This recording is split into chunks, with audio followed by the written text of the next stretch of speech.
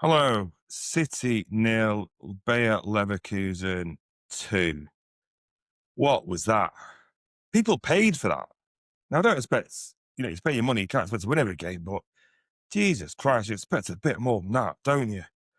Goodness me. So we're gonna run through that game, where it leaves those players in particular, and what we can look forward to in the Leeds game. I say look forward to. So you know, Leverkusen are a decent outfit, right? That's your starting point. If your starting point is Leverkusen around the same standard, Dortmund and teams of that nature in Germany, you think you're right. We've got to be on the ball here. They've got players like Kwanzaa, impressed me during the Euros, looked good for Leverkusen since he's gone there. Grimaldo, obviously, has got quality. He's better than anything we've had at left back for 10 years, put it that way. And a few others that were always going to cause us trouble. Experienced goalkeeper, experienced forward, bit of pace. Not world beaters, but decent outfit. Not one that you can expect to make 10 changes to essentially a League Cup team and hope to compete, not only compete, win in the Champions League, in what would have been a pretty good win to set us up for the rest of the Champions League campaign. Newcastle away on Saturday, I put it down to one of those days. We were okay, could have been better, could have been worse, probably good enough for a draw. It didn't need everyone to be turfed out. But maybe it's an injury thing. Maybe he wants to give players a chance. Well, if you're going to give them a chance, if that's the argument you want to run, you can't say I'm going to give you a chance and then whip three of them off at half time. Give them a chance, or don't dip them in and out against Leeds, or dip in and out against Fulham or Sunderland or anyone. When the team's a bit more structured and we're in a bit better position to accommodate people coming back from injury, people who need games and all the rest of it. So I don't really buy the giving them a chance argument, because I'll go through the play shortly, but I think you're hanging everyone out to dry. If you throw in 10 people who are not fit, not in form, or just not good enough, what do you think is going to happen? What do you think happens when you put a League Cup team out in the Champions League? What do you think happens? That happens. That's what happens. The players coming in, they've not played for ages, or not been delivering. That's why they've not been in the team. And yet, okay, let's run the injury argument then. They're all tired and scared of injuries. Then after the Newcastle game, well, maybe they are, and if that's the chance you're going to take, that's the chance you're going to take. But that doesn't pass the sniff test to me. We're playing on Tuesday. The next game's not till Saturday, and that's at home to Leeds. Worst way, you're not telling me he'd change the goalkeeper. He can't be tired. Was he tired from? So it just seemed straight away that it was a bad idea. I don't know why. I'd like to just run through a couple of theories then, and none of them stuck up to me. The one theory that I've run myself is that he hates them all, and he's gone, right, there you go, fuck off, go and play, go and show what you can do, because I'm sick of the sight of a lot of you. He's not impressed with the new signings. This is speculation. He's not impressed with the new signings. He's not impressed with the old signings. He's not impressed with the old heads. So he's just flung them out there and said, right, off you go. Well, that is sort of bordering on unprofessional, isn't it? So I don't think it's that either. And you think of Pep over the years in Champions League, how many times have we said, rotate the team, we're playing some rubbish team, we're already qualified, put some youth players in, put some squad players in, but he doesn't do it then. So why he possessed him to do it last night is beyond me. I know he says he takes full responsibility. Well, your name is above the door, mate. You're doing 15 million quid a year. That's sort of the price on the ticket. So I don't accept that. I don't think that's conciliatory. I don't think that's anything groundbreaking. And so, well, anyway, no one's going to sack him anyway. Not that they should, but take responsibility. Right? Okay. Right. Great. So I feel sorry for everybody who went. To be honest, I don't go to midweek games as a rule. Certainly not Champions League games. Family commitments, travel, the cold. But people are paying good money to go there.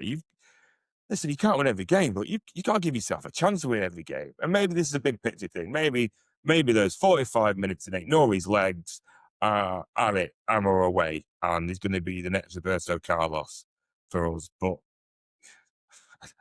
I doubt it. So so let's go through the players, and if you want some tactico breakdown, go and listen to somebody else, because this isn't that.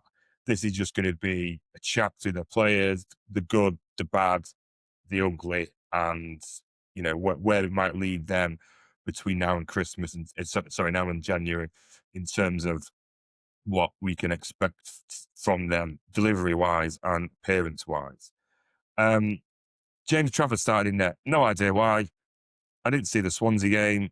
I was on holiday. Maybe he played brilliantly well in that game and deserved the start. I don't know why you start a goalkeeper in the 5th game of the Champions League that you need a win from. Someone tell me. If the glove doesn't fit, you must have quit, as Johnny Cochran once said. And go look it up. And the gloves don't fit him. This isn't the game for me to go 2-footed on James Trafford. Don't get me wrong, although his mistake that nearly cost the goal was almost as catastrophic as the Tottenham one. But he doesn't look up to it to me. I think it was wild. We've had conversations about whether it was him or Donnarumma. He looks all right on his feet, but no one's telling me that his footwork there's much different to Donnarumma's. So listen, I think he needs a dip in and out for the next year, see how he goes, and then we'll probably offload him to a team in the middle of the Premier League or something. Because people see saying Donnarumma doesn't stay anywhere for very long, and he goes. That's when Trafford will get his chance. Well, they said the same thing about Pep when Pep came, didn't they? And we're almost 10 years later now. So Donnarumma's career is AC Milan for years, left at the end of his contract to get a big bag of dough at PSG. And he's still been at PSG now if he hadn't turfed him out the door. So I don't think Donnarumma's a journeyman goalkeeper at all. And Trafford is will have to probably be sold if he wants an England career or a Premier League career. So let's move on. But yeah, no blame on him really. But what's he doing there in the first place? What's he doing in the first place? Kuznov started right back. Limited going forward, but we know that anyway. But glad to see him back. I want to see him get in the team. I like him. He's one of the few with pace and aggression. He got taken off as sub. I don't think that was a reflection on his performance. It was just more of we were desperate and we needed more players of an attacking mentality on the pitch.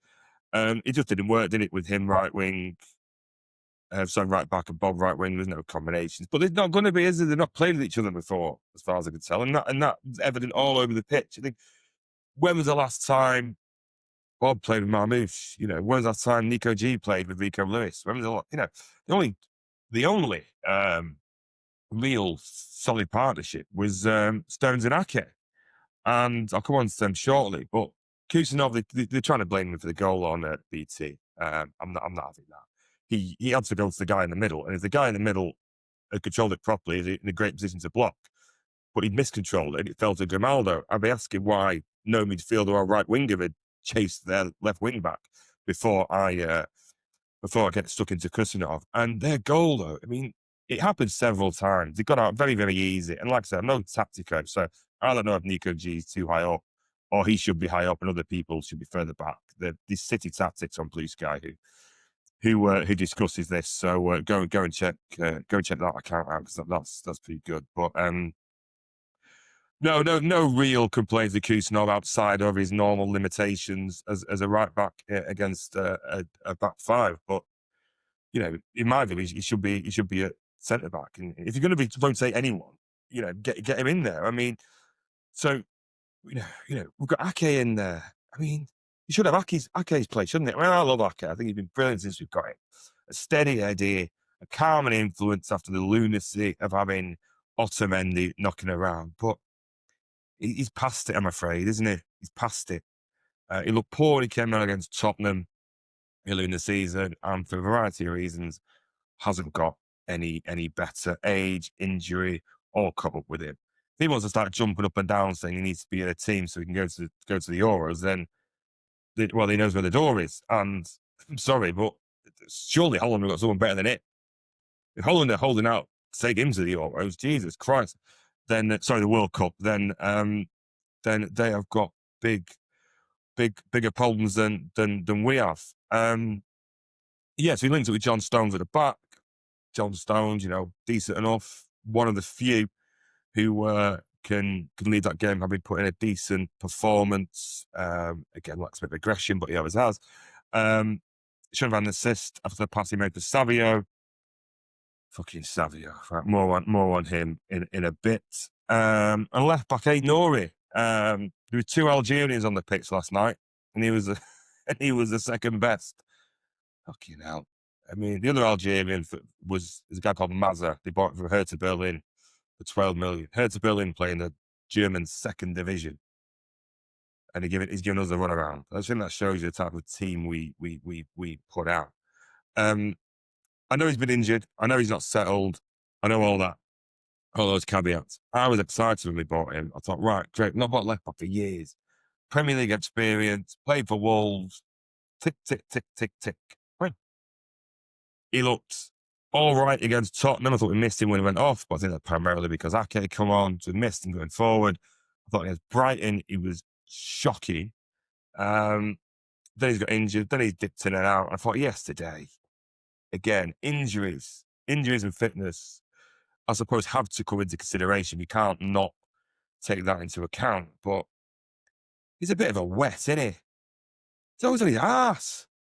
And it's a wider point about our team selection and transfer policy. But we lose. I hate the word duels.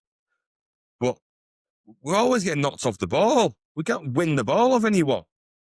We're always on our arse. It's him. Nori, Savio, Reinders.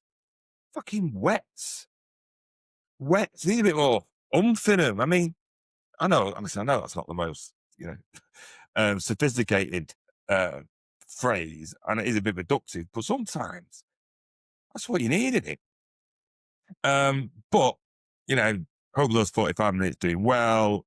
O'Reilly's like starting as Leeds. Hopefully, we can get 20 minutes against them and start looking like a Premier League footballer. Never mind one to win the Champions League. You look at those, even them would have got in a treble winning team.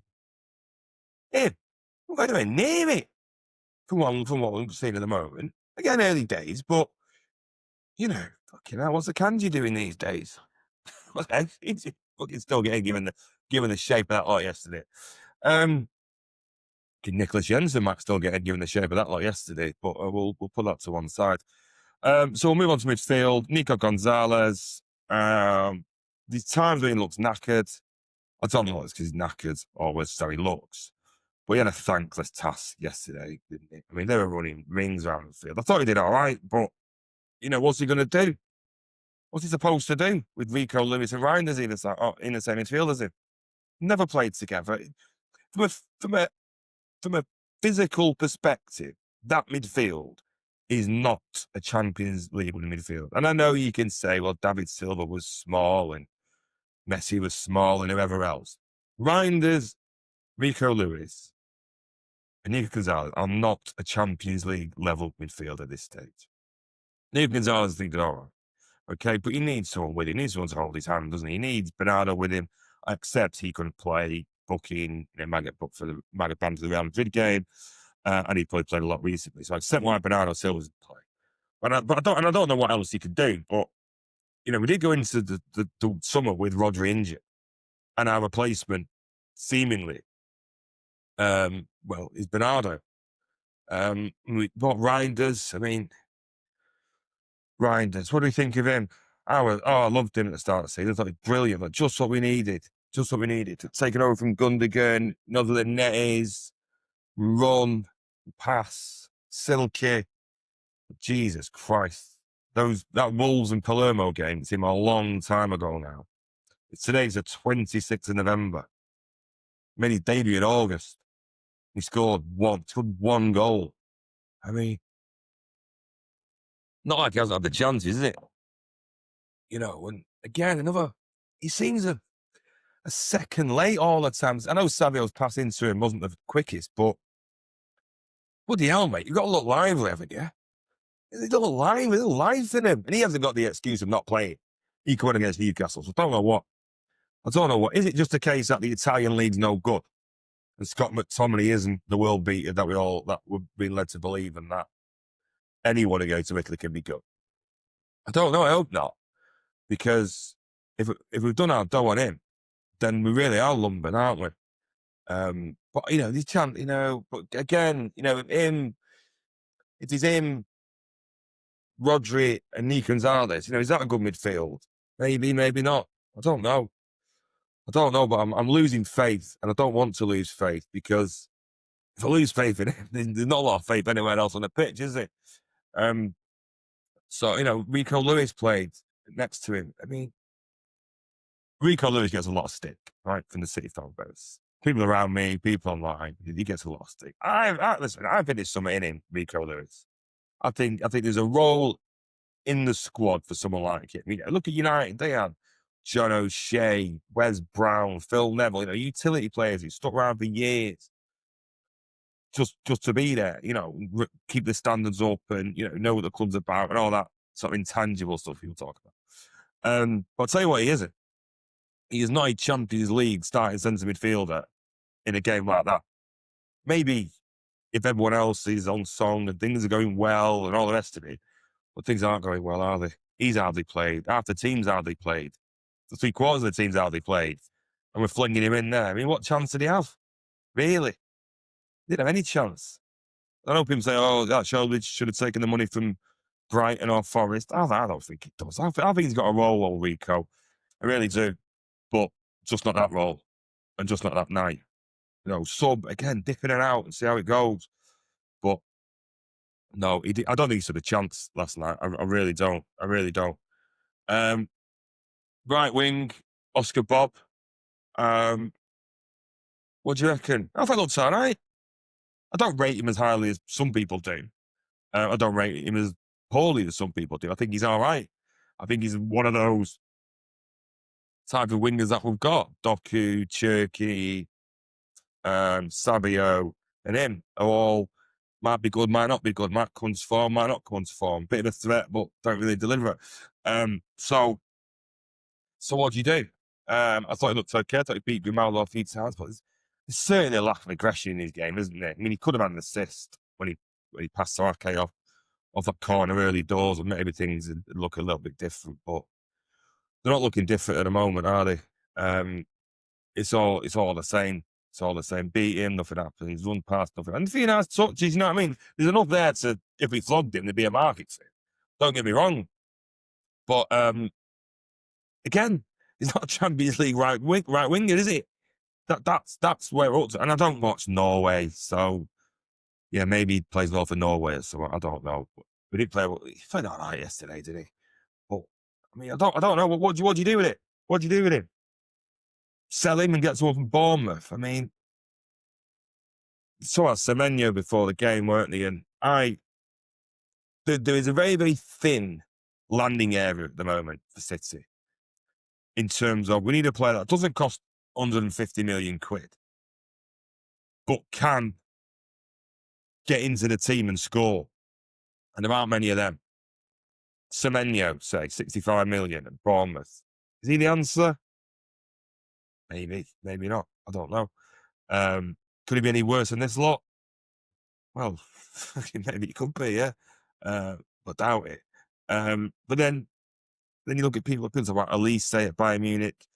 You're not getting anyone out of Bayern Munich who Bayern Munich don't want rid of. And I can't see him wanting rid of him. Same with Doué at PSG. I just forget it as far as I'm concerned. Vinicius Jr. has been linked. I mean, really him? I mean, I don't know. He's a good player, isn't he? Nominated for Ballon d'Or. Finished second to Rodri. Do we really need it? I don't know. Do we need him? Of course we bloody need him. We need someone, don't we? We need someone who can run past people and score on a regular basis. We're going into games not knowing who our threat is. How does that happen? I don't want to hark back to the days of Mahrez, Sterling, Sane, but you're going into games thinking, we're going to get 3 goals here. And the other team will be lucky if we don't score 3. Now it's, fucking hell, if Haaland doesn't do it, who does? I don't know. But we need summer quickly.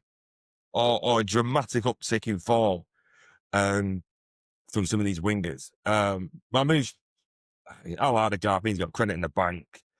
But where's he playing? He's getting another one injured, coming back. Didn't they say, look, really poor service, works hard enough. I don't know. I don't know where he plays. People say he's not good enough. I think he did enough towards the end of last season to show he can have an impact.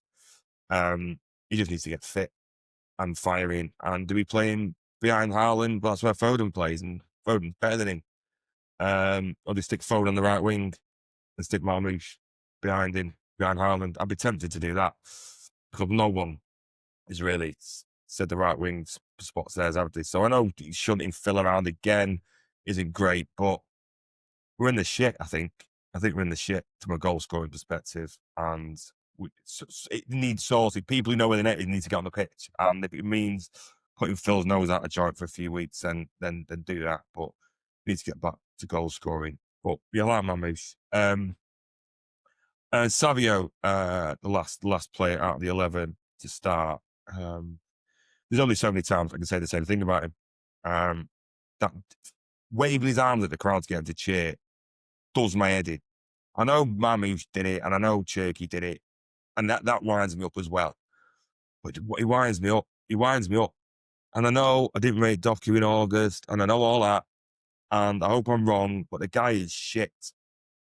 And that's the end of it, as far as I'm concerned. He can't shoot. He's not particularly quick. His cross is diabolical.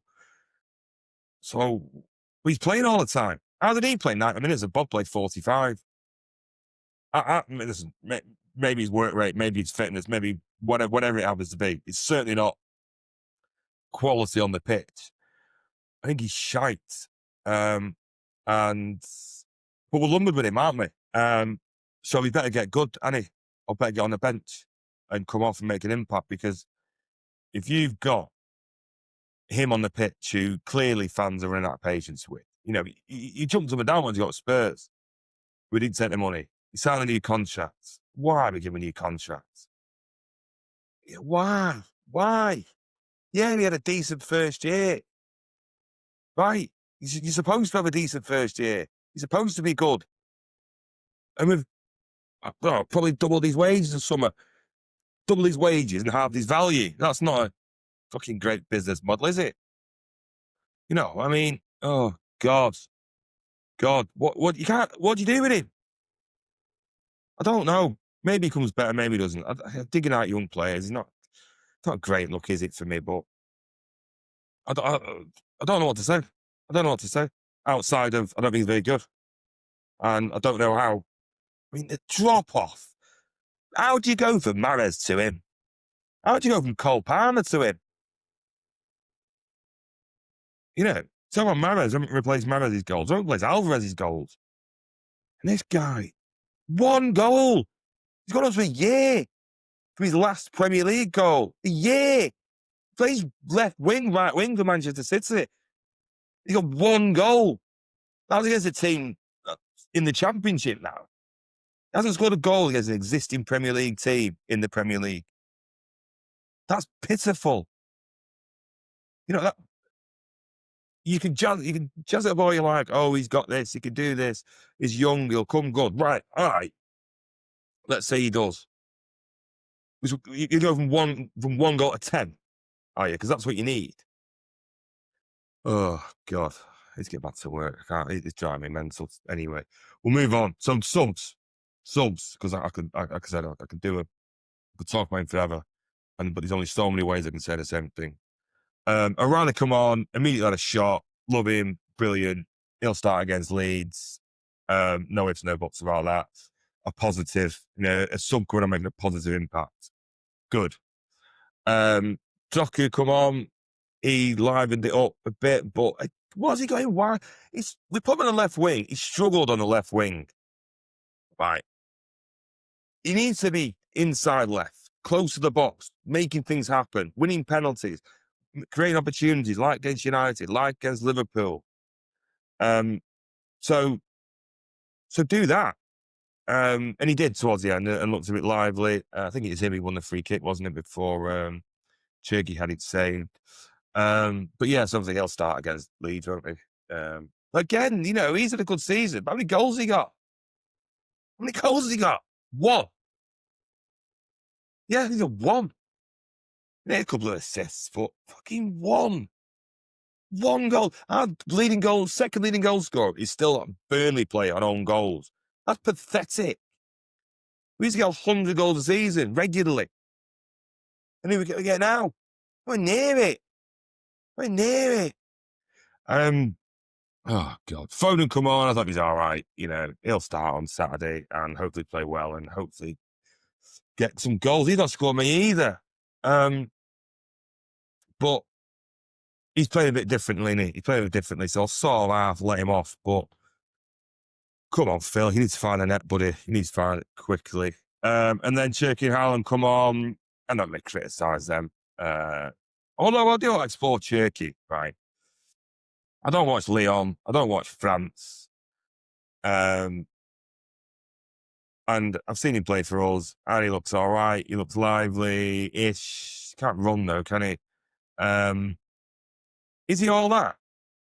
You know what I mean? Over the last few years, we've let Fernandinho walk out the door, David Silva walk out the door, Kevin De Bruyne walk out the door. I don't have any complaints about them going, by the way. I thought it was time for them to go. But who have we replaced him with?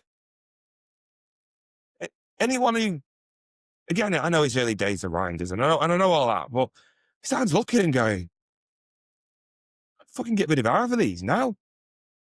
I mean, Turkey's, I'm not telling get me a Turkey, no, not at all. But is he the man, is it? Well, I don't know. He better have be, because if he isn't, again, we've got another problem, haven't we? Goes back to our transfer policy of, seemingly not good players outside of Haaland and Donnarumma for a few years. Well, Guardiola's good, isn't he? But yeah, I mean, Haaland, he wound me up on the TV. That flex, I can't stand it.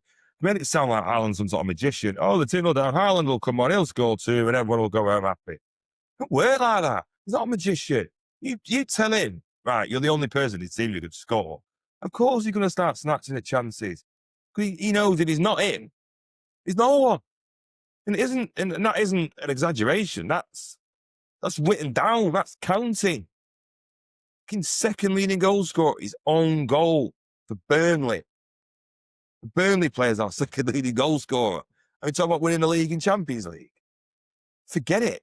Forget it. Oh, God.